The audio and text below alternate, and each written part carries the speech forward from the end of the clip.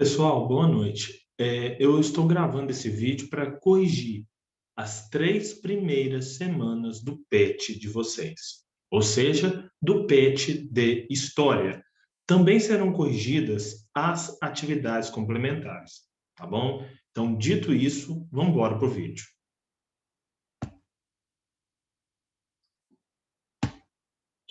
Compartilhar. Ok.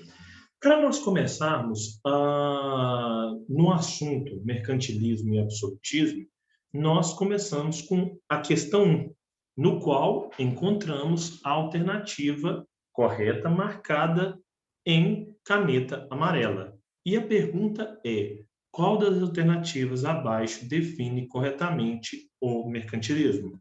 Sendo a resposta letra D, política econômica adotada na Europa durante o absolutismo, cujo principal objetivo era alcançar o máximo de desenvolvimento econômico através do acúmulo de riquezas. Então, isso foi o mercantilismo, foi essa política econômica adotada no tempo dos reis com grandes poderes. Na questão 2, a pergunta é a seguinte: qual das alternativas abaixo apresenta as principais características do mercantilismo? A resposta: letra C, metalismo, que é o acúmulo de metais preciosos; protecionismo alfandegário, que são taxas colocadas sobre produtos vindos de outros países; a industrialização, nesse sentido aqui, não entendido como indústrias, fábricas, outras coisas mais, mas como produção de mercadorias em grande escala; a balança comercial favorável, que pode ser entendida quando um país busca vender mais e comprar menos, além do pacto colonial, que era a exploração das metrópoles sobre as colônias. Na questão 3, a gente tem o seguinte questionamento. Desculpe, por favor. Qual era o objetivo dos reis absolutistas de acordo com a política mercantilista ao proteger a economia do país? Letra B, diminuir a entrada de produtos estrangeiros, valorizando assim a produção nacional.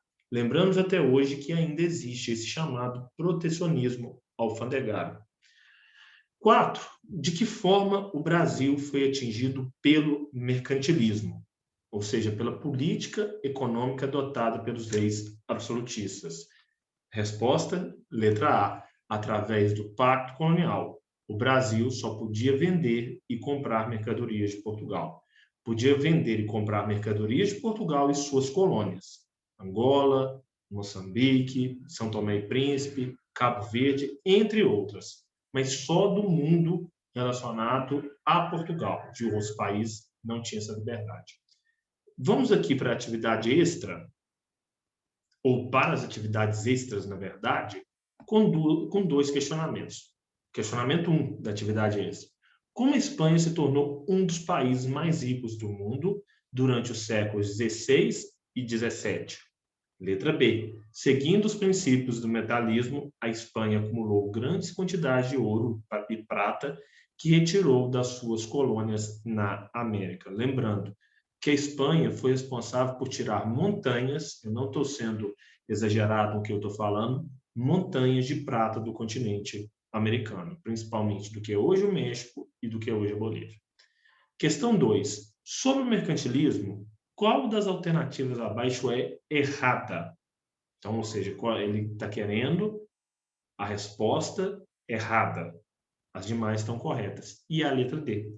O mercantilismo gerou grande desenvolvimento econômico nas colônias, principalmente no Brasil. Não. O mercantilismo gerou desenvolvimento econômico para a Europa. Para as colônias, ele gerou exploração. Passemos agora para a segunda semana, ou para a semana 2.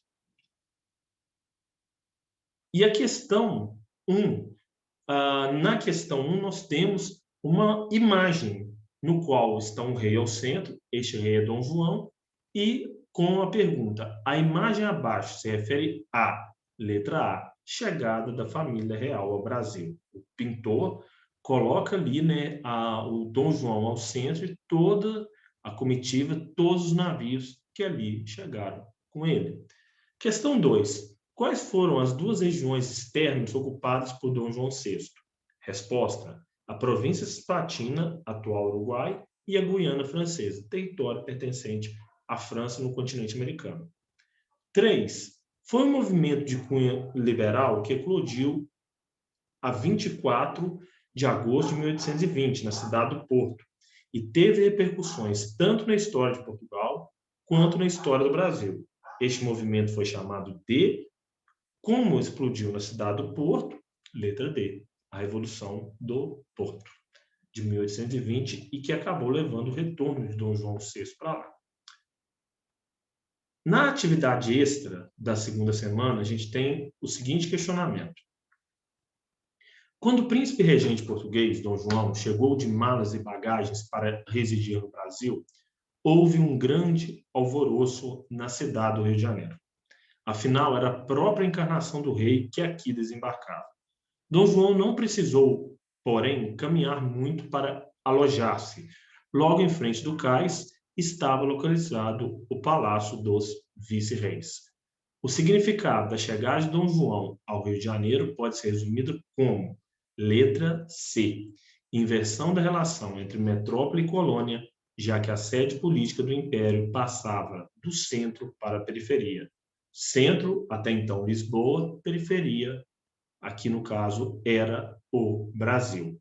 Não por ser mais pobre, mas por ser menos importante politicamente.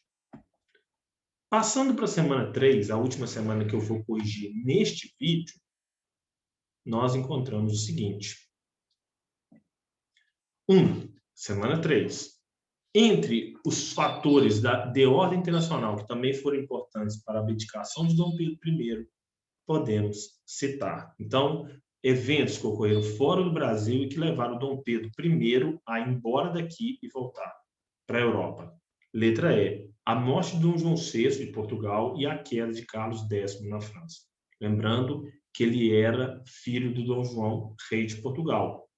E Carlos X, ao cair como rei, influenciou movimentos, inclusive, no Brasil. 2. O episódio conhecido como a Noite das Garrafadas, briga entre portugueses e brasileiros, relaciona-se com, letra D, a manifestação dos brasileiros contra os portugueses ligados à sociedade e colunas do trono que apoiavam Dom Pedro I. 3. O que era o poder moderador? Era o poder de uso exclusivo do imperador, no qual o mesmo poderia interferir nos demais poderes. Quais são os demais poderes? O poder executivo, exercido por presidentes, pelo próprio imperador e outros mais.